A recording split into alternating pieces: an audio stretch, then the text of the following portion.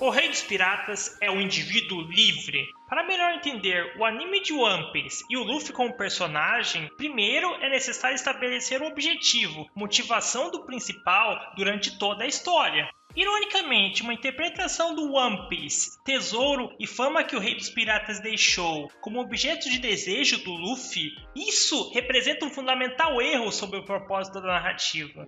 Minha tese é que One Piece é a história do homem que estabeleceu como objetivo, meta na vida, a própria liberdade. Por isso, a linguagem em relação ao que exatamente significa libertação nesse trabalho é meu ponto de partida. Meramente enunciar One Piece é um anime sobre liberdade consiste de um dos atos mais simples no mundo. No entanto, a simples menção de um termo, princípio, não significa que ele tenha qualquer conteúdo, especialmente quando falamos de algo tão amplo quanto a ideia de liberdade. Minha proposta é que o personagem do Luffy simboliza o ideal de libertação, indivíduo livre, que é de diversas formas valorizado e recorrente na obra. Para entender esse ponto, precisamos olhar algumas atitudes e os conflitos os quais ele usualmente se envolve. Uma característica extremamente simbólica do personagem é como ele recusa enfaticamente o título de herói, mesmo sendo em algumas ocasiões reconhecido como tal por salvar pessoas. Luffy é e sempre será um pirata que diz admirar e adorar heróis, no entanto ele nunca se tornaria um. O entendimento do personagem é que o ato de ser o herói efetivamente o torna obrigado a ajudar. Logo, existe um compromisso assumido de fazer algo bom para as pessoas. Heroísmo significa não comer toda a carne sozinho, de modo a dividir a carne com os outros. A simplicidade e aparente tolice da fala apenas se torna mais adorável quando se compreende seu significado. O ethos geral do heroísmo se encontra em direto conflito com a liberdade, pois, em decorrência dele, você reconhece um dever que não pode evitar ou até escolher para com o outro. Um caminho de vida inaceitável para o homem que escolheu se tornar o mais livre. Por trás de ambos os títulos, o pirata e o herói, existe toda uma visão de mundo e moral envolvida. Aqui entra a importância da escolha de um caminho e objetivo para a vida. Luffy nunca escolheu ser aquele que tem o dever de ajudar e se encontra moralmente obrigado a fazer qualquer coisa. Em razão disso, seu destino e jornada é o de se tornar o Rei dos Piratas. Assim, as frequentes tentativas e chamadas para que Luffy assuma a moral e papel do heroísmo, elas são sempre recusadas. Aqui é importante compreender o usual conflito que o personagem encontra na maioria dos arcos. A liberdade e seu conceito apresentado pelo Luffy é usualmente contraposta por um tipo de antagonista que eu vou denominar de personagens Deus. Em teoria, os vilões principais de One Piece também de variadas maneiras buscam ser livres. Seus planos e atitudes vão exatamente nesse sentido. No entanto, a liberdade de um personagem Deus unicamente pode ser realizada, retirando a liberdade e humanidade de todos os demais. Um exemplo disso é a insistência no começo da história em retratar líderes piratas que matavam membros da própria tripulação. Assim, a liberdade por tais personagens é principalmente compreendida em sua forma positiva, ou seja, a capacidade de fazer absolutamente tudo aquilo que eu quiser. Nesse ser livre estão sempre presentes relações de poder e dominação que devem ser praticadas para com o mundo. E, realmente, se você controla e domina qualquer pessoa por meio da força, manipulação e mentiras, talvez essa seja uma completa liberdade. Não mais é necessário prestar atenção no outro, sua vontade ou personalidade, para realizar qualquer coisa. A associação de tais figuras a deuses não é acidental, pois a busca deles é por uma literal onipotência. Esses personagens em várias situações exemplificam o conceito do Rei dos Piratas, como aquele mais forte, o indivíduo capaz de controlar o mundo conforme sua vontade. Não é uma coincidência o Luffy estar em constante conflito com esse grupo de pessoas. O próprio anime enfatiza no nome do personagem essa questão. Sua inicial, D, significa literalmente o inimigo natural de Deus. O Luffy mesmo já externou o fato que a visão de mundo de tais personagens e esse tipo de personalidade, isso é aquilo que ele mais odeia. Apesar de One Piece contar com um mundo onde a força importa, o ideal do indivíduo livre especificamente não pode ser alcançado por meio de poder. Logo no segundo capítulo, nosso principal inicia sua jornada reconhecendo a coragem e vontade exatamente daqueles mais fracos. Kobe é introduzido como personagem sem qualquer poder sobre sua vida, capaz de decidir ou fazer qualquer coisa.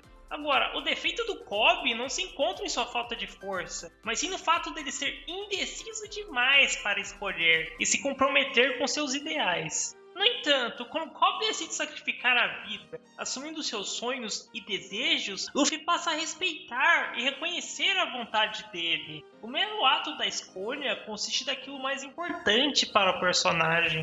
Agora, preciso elaborar sobre um dos principais momentos do trabalho, o qual brilhantemente representa a tensão entre o ideal de um rei dos piratas, como grande líder, pessoa que domina territórios e indivíduos pela força. Essa noção é contrastada com a visão do Luffy do mesmo papel. Aqui, estou me referindo ao final do arco de Dressrosa, onde se forma a frota dos Chapéus de Palha.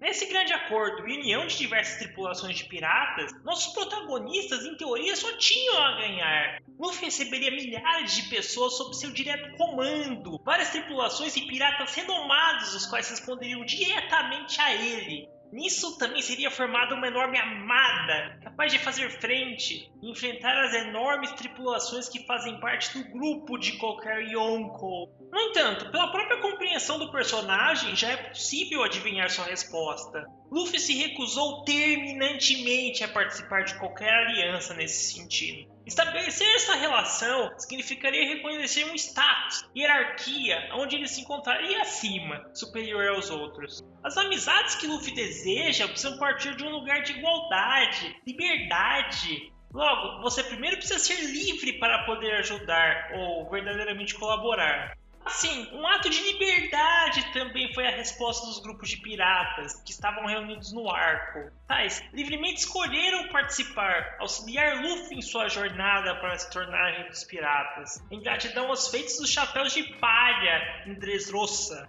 Ok, depois de relatar todos esses eventos, vou tentar apresentar uma definição. A liberdade defendida por One Piece apresenta teor principalmente negativo. Essa significa o se livrar das amarras, subordinação e poder apresentado pelo outro. Portanto, você se encontra livre na medida em que é capaz de escolher, agir, sem que o outro possa definir o conteúdo ou limites de sua ação. Logo, essa é uma liberdade expressa pela autonomia individual, a qual é limitada unicamente pela vontade e individualidade dos demais, para também agirem conforme preferem. O engano comum quanto a essa formulação de liberdade é compreendê-la como uma questão do indivíduo atomizado, isolado do meio e da comunidade em que existe, alguém que evita a cooperação. One Piece, como qualquer mangá da Shonen Jump, lida intensamente com a amizade e retrata as conexões dos personagens como algo de suprema importância. Luffy, mesmo com seu desejo de ser livre, ainda descreve para Ace que estar sozinho é a sensação mais dolorosa, pior até do que apanhar. O que se observa como comportamento constante no anime é o ato de sacrificar sua saúde e até sua vida por aqueles mais próximos a você. Gear Second e Gear Third sendo uma literal manifestação desse fenômeno. A visão da liberdade em One Piece apenas pode ser completamente compreendida quando se encaixa a cooperação, como devemos agir em relação às demais pessoas. Em sua luta com Arlong, Luffy deixa explícita uma distinção especial quanto à importância das interações na realização de sonhos. Nem toda a liberdade do mundo libertaria Luffy para magicamente se tornar um espadachim. Diversas habilidades e aptidões que ele desesperadamente precisa são coisas que nunca vai devidamente aprender. Luffy nunca será um cozinheiro. Fazer mapas e navegar são áreas de interesse completamente fora da compreensão dele.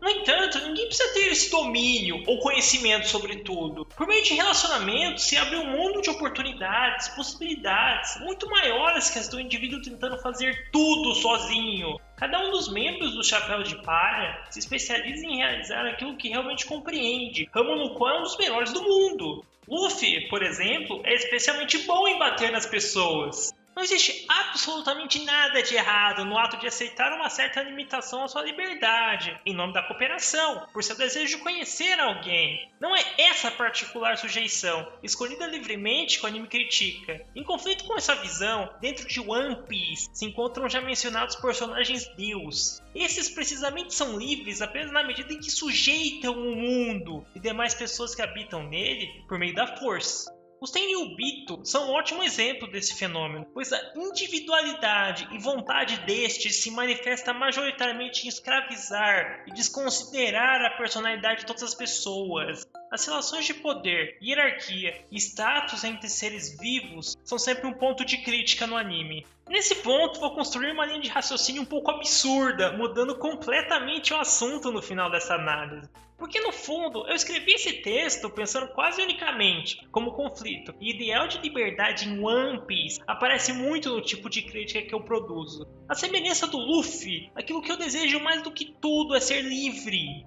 Quando eu escrevo um texto, a principal tensão que eu enxergo se encontra entre o desejo, a análise que eu realmente gostaria de escrever, contrastada com o que outras pessoas julgam que eu deveria estar fazendo. De alguma forma, certas estruturas e padrões da crítica supostamente representam verdades inescapáveis. Assim, como crítico de arte, existem formulações e raciocínios, os quais eu supostamente estou obrigado a obedecer. Disso provém alguns deveres, como imparcialidade e objetividade na análise. Por exemplo, eu também aparentemente teria que levar furos de roteiro a sério, como real ponto importante para avaliar a qualidade de um determinado trabalho, ou considerar o desenvolvimento dos personagens como um dos principais elementos do mérito artístico.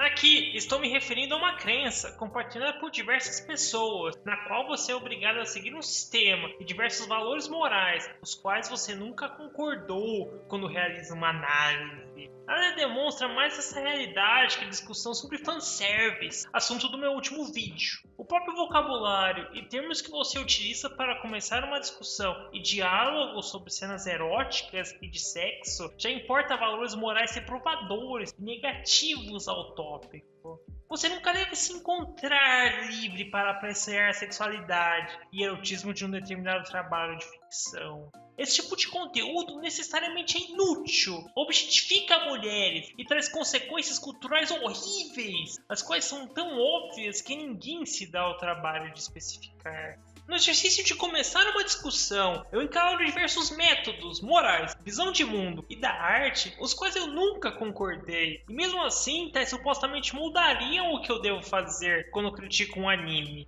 Esse é meu ponto de conflito com a maioria dos críticos, pois eu principalmente valorizo minha liberdade de criar novas interpretações, raciocínios para animes e textos específicos. Minha possibilidade de escolha e capacidade de formular novos raciocínios é meu ponto de partida. Portanto, eu quero sim escolher os elementos que me influenciam, as morais e argumentos que vão entrar em minhas análises. Assim, desejo que as pessoas me deem boas razões para por que eu deveria considerar ou levar em conta certos fatos e interpretações.